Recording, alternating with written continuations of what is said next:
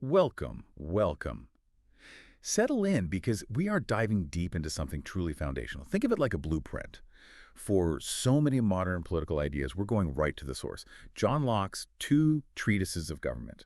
Now, you shared with us a stack of material yet, mostly drawing from a pretty detailed academic edition. Our goal isn't to get bogged down in every footnote, but, to navigate these texts and pull out the absolute core, those powerful insights that really challenged the world back then and, frankly, still shape how we think today. Exactly. And these two treatises, they're Locke's direct response to the really intense political debates happening in his time. Understanding who he was arguing against and why he felt the need to write this, that's actually key to seeing just how revolutionary his proposals were. So we'll unpack that context, that sort of historical fight first, and then lay out the alternative foundation for government that Locke built up, piece by piece. It does feel a bit like intellectual detective work, doesn't it? Pulling apart the arguments, seeing how he constructs his own case. And you've probably heard terms floating around like natural rights, maybe social contract, limited government. Locke, Locke didn't necessarily invent all these from scratch, but he synthesized them, gave them a structure that became just incredibly influential. Right, and the source material really highlights the son. Locke wasn't just sitting in an ivory tower theorizing. His first treatise, especially, is a direct, very systematic attack on the main defense of absolute monarchy at the time. That was Sir Robert Filmer's book, Patriarcha. Yeah. And seeing how Locke dismantles Filmer really makes his own arguments in the second treatise stand out much more clearly. Okay, so let's unpack that. Let's start with the fight then. What exactly was Filmer claiming, and how did Locke try to tear that down? Well, Filmer's argument for absolute monarchy was rooted in a very specific reading of Scripture. He basically claimed that kings inherited their absolute authority directly from God's grant of dominion to Adam, the first father. Source follow. Yeah. So political power was essentially seen as paternal power, passed down through a line of male heirs. It's the divine right of kings, but specifically framed as this inheritance from a biblical patriarchy. Wow. So he was literally arguing the king is like the ultimate dad, inheriting Adam's supposed absolute power over everything and everyone. That feels, pretty strange from our perspective now. It does now, yeah. But it was a very serious, very influential argument back then. Filmer looked at Genesis and saw God giving Adam not just, power over animals, but actual political power over all his descendants. And Locke, he dedicates the entire first treatise to just systematically demolishing this idea. The whole first book. The whole thing. He attacks it on multiple fronts, using both reason and, importantly, his own really rigorous reading of the Bible. For instance, he digs into the specific verses Filmer used, like Genesis 1.28 about dominion.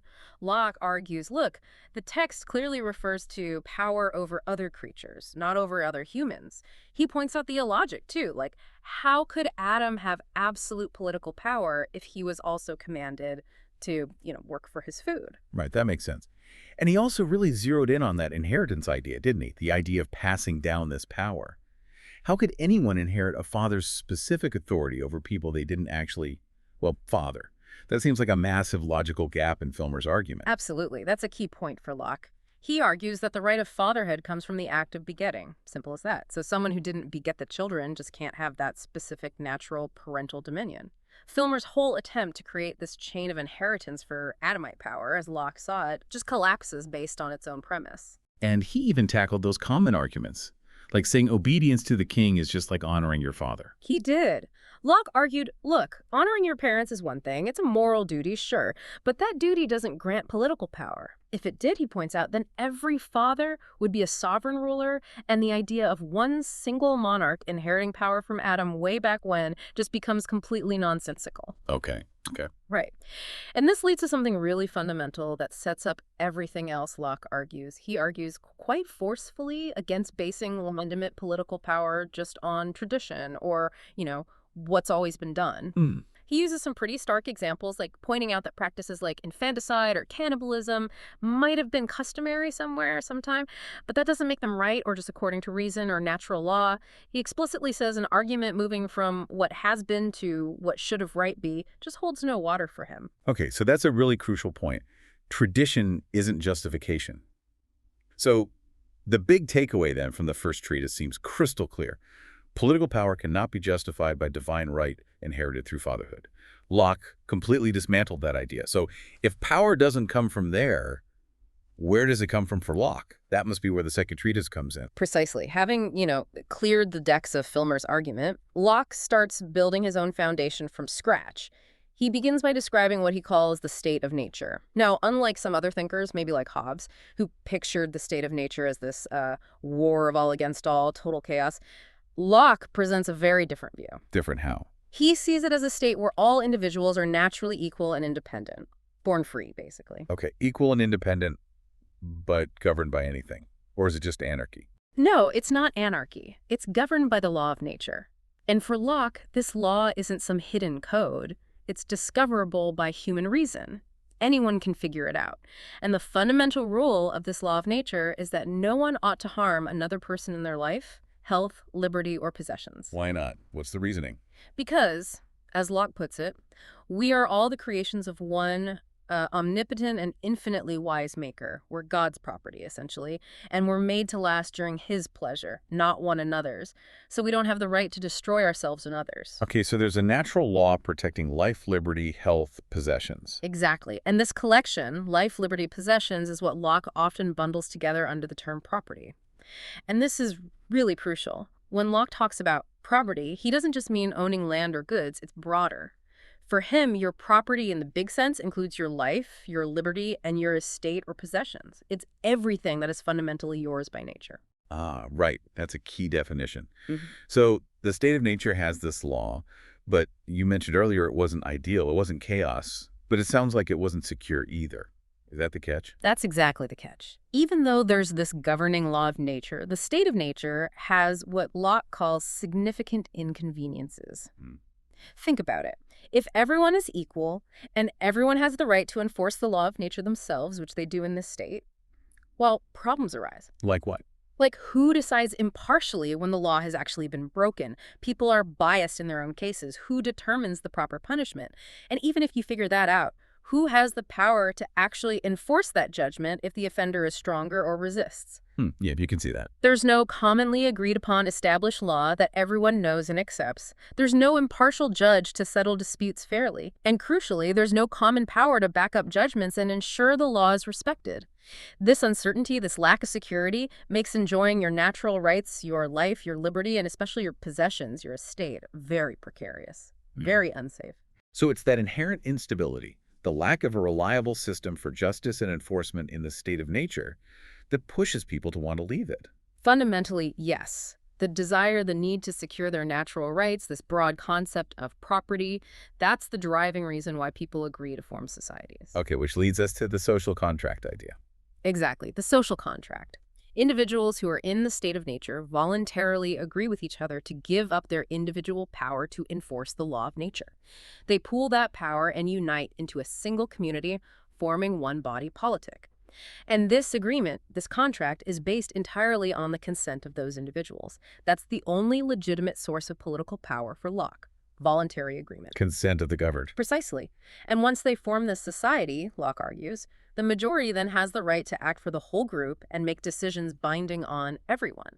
This is the practical mechanism. Forming the society itself implies you consent to go along with what the majority decides. Otherwise, the society couldn't function as one body. Right. It needs a way to act. And the purpose of this society, this government they decide to create, is it just whatever the majority wants? No.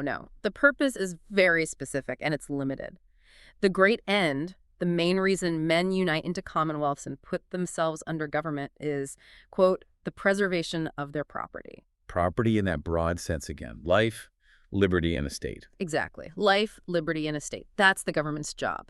And the government, particularly the legislative power, which Locke sees as the supreme power within the governmental structure, holds this power as what he calls a fiduciary power. Fiduciary. Meaning like a trust.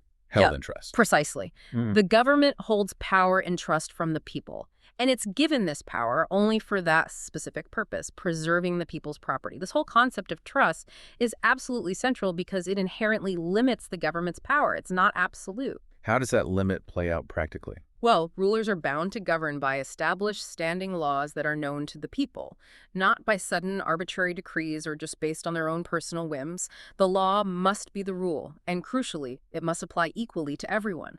Rulers aren't above the law, lawmakers aren't above the law. This is the complete opposite of Filmer's absolute monarch who claimed to be the law, essentially. Locke insists, absolutely insists, that no one in civil society can be exempt from its laws. To be outside the law is effectively to be back in the state of nature relative to everyone else. Okay, so the government has power, yes, but it's conditional. It's limited by its purpose protecting our fundamental rights, our property, and by the need to rule through known, settled laws that apply to everyone. But what happens if the government breaks that trust? What if it stops preserving property and actually starts violating people's life, liberty, or estate? Or starts ruling arbitrarily? Ugh. Now we get to the really radical part, especially for his time. The dissolution of government and the right to resistance. Locke makes a careful distinction here. He distinguishes between the dissolution of the society itself, maybe it gets conquered by a foreign power, that kind of thing, and the dissolution of the government. The government can dissolve while the society remains. How did the government dissolve then? Well, one way is if the legislative power is altered without the people's consent, or if the executive power just stops enforcing the laws, leading to anarchy. But more importantly for this discussion, the government is dissolved when either the legislative branch or the executive, the prince as he often calls the holder of executive power, acts contrary to the trust the people placed in them. And acting contrary to the trust means what specifically? What's the trigger? It means when they try, in Locke's words, to invade the property of the subject and to make themselves or any part of the community masters or arbitrary disposers of the lives, liberties, or fortunes of the people. When a government does that, when it turns on the people it's supposed to protect, it essentially puts itself into a state of war against those people. A ruler who ignores the established law, substitutes their own arbitrary will, and acts for their own ambition or benefit instead of the people's goods, that's the definition of a tyrant for Locke. And if the government puts itself into a state of war with the people, then the people's obligation to obey just vanishes. Exactly. They are released from their obedience. The social contract is broken by the ruler, not the people, and the power that the government held. It reverts back to the people, back to the society as a whole. Locke argues the community always retains a kind of supreme power. It's not an active power under a functioning government, but it's the ultimate power over it to remove or alter the legislative when it violates that fundamental trust. So resistance is justified. Yes. Locke argues that resisting such tyrannical power, which he defines as the exercise of power beyond right, is absolutely justified. He frames it not as initiating rebellion, but as defending oneself against an aggressor. The tyrant is the one who has already rebelled against the rules and purpose of civil society. It's basically self-defense, grounded in the fundamental law of nature which allows self-preservation. He even argues that promises of obedience made under force, like if you submit to an unjust conqueror, don't actually bind you because they weren't given freely. By consent, they were extorted. Okay, but the huge question then becomes, who decides? Who gets to make the call that the government has crossed that line, that the trust is broken? Isn't that just a recipe for constant chaos and instability? Locke anticipates that objection. He addresses it directly. He says, well, ultimately, there's no earthly judge who can stand between the people and the ruler in this extreme situation, so the final appeal is to heaven. Appeal to heaven, meaning... It's a reference to, well, maybe divine judgment, but practically speaking, it implies resorting to force if necessary, as the biblical figure Jephthah did when he had no earthly authority to appeal to.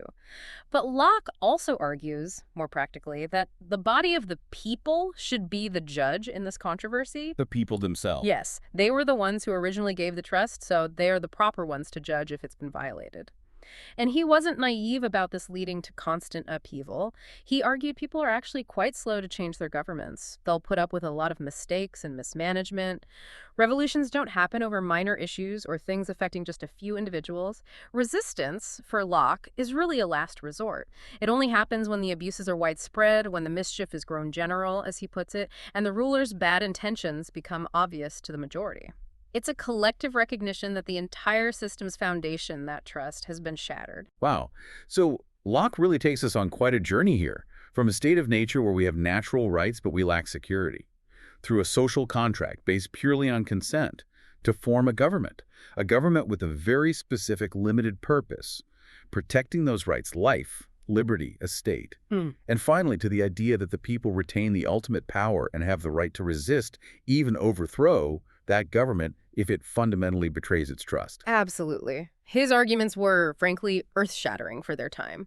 By systematically dismantling the divine right of kings and grounding legitimate government in the consent of the governed and the protection of individual rights, he provided this incredibly powerful intellectual framework. And it profoundly influenced political thought for centuries to come. It still does. Yeah, you can absolutely see the direct line from these ideas to, say, the American Declaration of Independence. That core idea that governments derive their just powers from the consent of the governed, and that people have inherent rights that governments exist to protect, not violate. That's pure Locke right there. His whole defense of limited government, the rule of law, it would just completely change the conversation about what political authority even is and who ultimately holds the sovereign power. Definitely. Now, it's important to acknowledge his views on some things, like the limits he placed on religious toleration for groups he saw as politically dangerous, like Catholics or atheists. In his context, they certainly reflect the prejudices and specific political anxieties of his era. We can't ignore that. But the core framework, government based on consent, held in trust, with limited power, dedicated to protecting fundamental rights, that remains incredibly significant. It really does. It makes you think hard about the foundations, the assumptions, underneath our own political systems today. And maybe, just maybe, the question to sort of mull over after hearing all this is, well, if the fundamental purpose of government for Locke is preserving property, life, liberty, and estate, how does his framework help us when those things come into conflict? In modern society, we often face complex situations where protecting liberty might seem to clash with protecting life, or protecting property might clash with liberty. Does Locke's system give us clear guidance there? Does it implicitly prioritize one element of property over the others? And what might the implications of that be for us today? That's a great question. A lot to ponder. Definitely, from texts written over 3 centuries ago. That really is the power of diving deep into these foundational ideas. We hope this deep dive has given you a much clearer picture of John Locke's vital and enduring contribution to political thought.